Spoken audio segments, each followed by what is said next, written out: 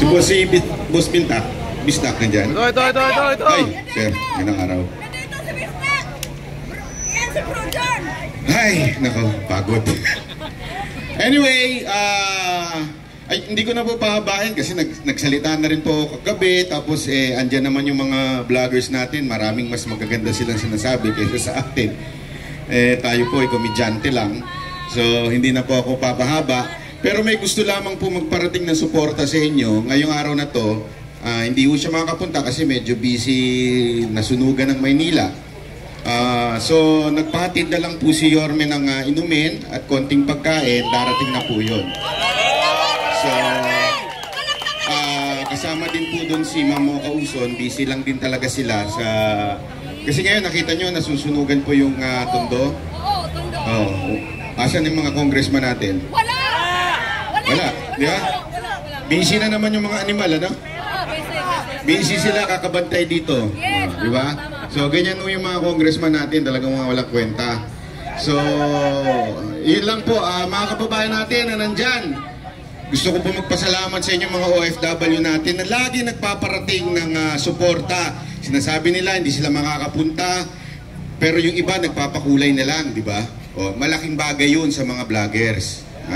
So yung mga vloggers yan na sinusuportahan ninyo, maraming salamat sa mga pagpapakulay nyo dahil po dyan nakakapunta sila dito kasi may mga trabaho yan eh.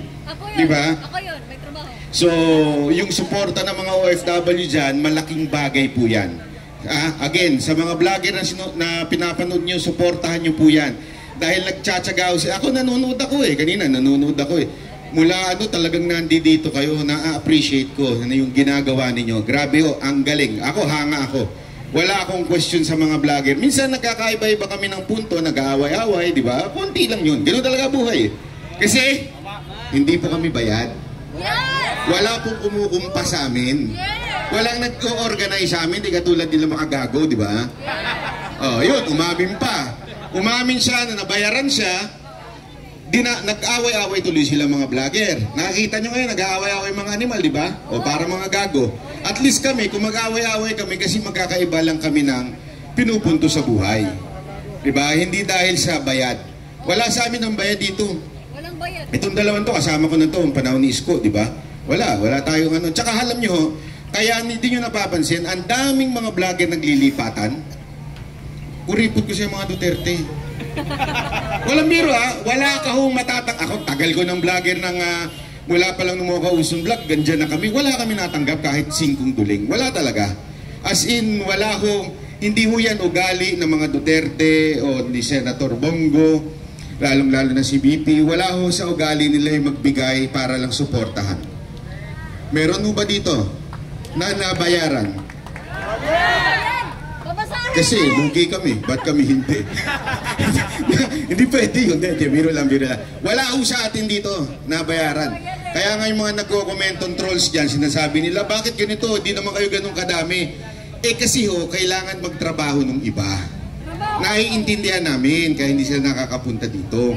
Pero ang daming nagsisimpat siya dyan, ng mga kababayan natin. Kaya nga kami, itong commitment ng Banateros, habang nandito kayo, susubukan namin pumunta ng araw-araw din. Kung sino man yung mga sila Coach Oli. At pangako ko po sa inyo ito, araw-araw din po ako magpapadala ng pagkain. Konting contribution lang.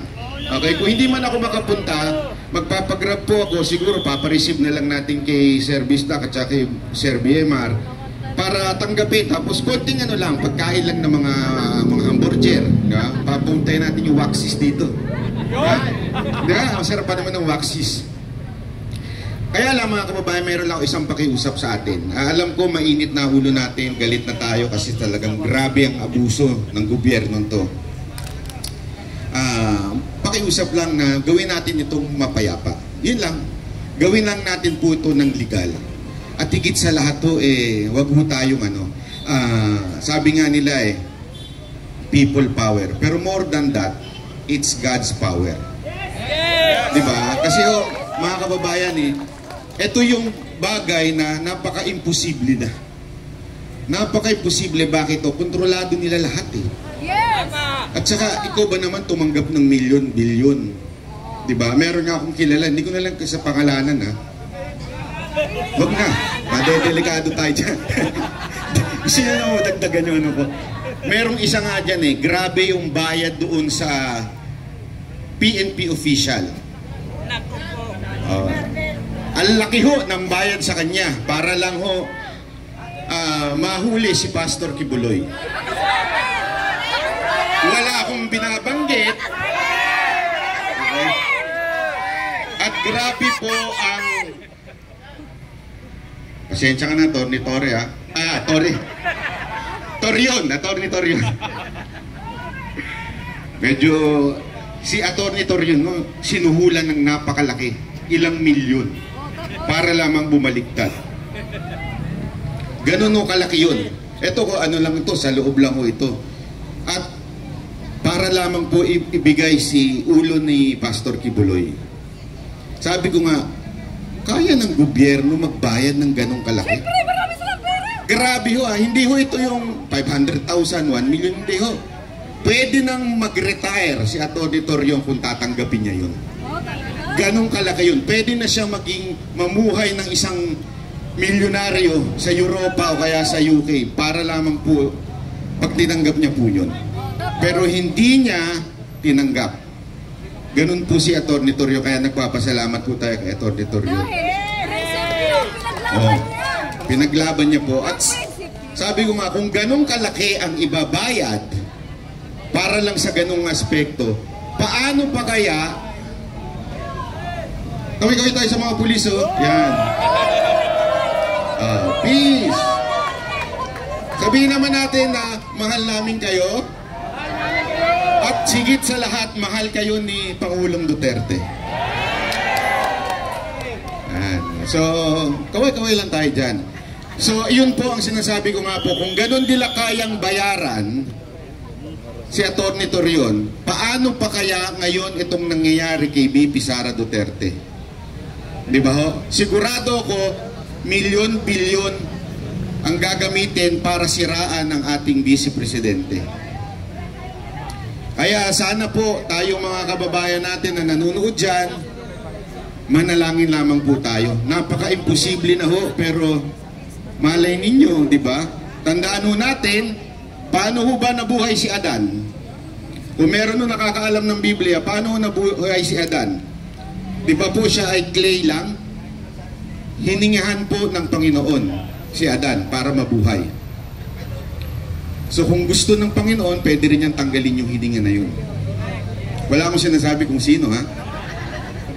Ibig ko lang sabihin po, hawak ng Panginoon ang buhay ng tao. So dun lang tayo magdepende. Kasi tayo-tayo, ito diretsuhan. Tayo-tayo po parang imposible na eh. Eh kung yung BP nga natin, ginagago na nila eh. Si BP Sara na yun ha. Ginagago na nila talagang lahat. Wala nang batas. Asino wala nang batas. Ganun na nangyayari sa Pilipinas. Pero kung natin kakalimutan na meron ho tayong Panginoon nang bibigay ng hustisya. Iyan ang isang bagay na walang titibag ang Panginoon. Kaya more than people power, it's God's power. Kaya gawin natin ito saan? Sa tamang paraan. Ulitin ko po, sa tamang paraan. Kasi nga di ba may sinasabi na if God is with you, who can be against you? Tama, mali? Oh, let's do it in God's way. Huwag tayo maging bayolente. Panalangin lang natin ito. At kung masusubukan natin, kahit ako, sinusubukan ko na hindi magmura, wag subukan natin. Diba ho? Para naman makita ng Panginoon na, Lord, seryoso kami.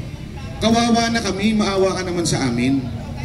Seryoso kami na gusto lang namin magbago ang bayan na. Gusto namin bumalik yung 6 na taon na napakaganda, di ba? Hindi man perfecto, pero gusto natin bumalik yung ganun. So ipanalangin natin yan sa Panginoon. Okay? So yun lamang po, maraming salamat. Abangan lang po natin kasi pinadeliver ko po sa Grab yung, kaya alam mo, hindi kakasya 100 namang burger yun, tsaka 100 na tubig lang ay 200 pala, na manggagaling sa SMNI po. Okay po, maraming salamat po. Mabuhay tayo mga Pilipino. Isang sigaw naman yan ng Duterte!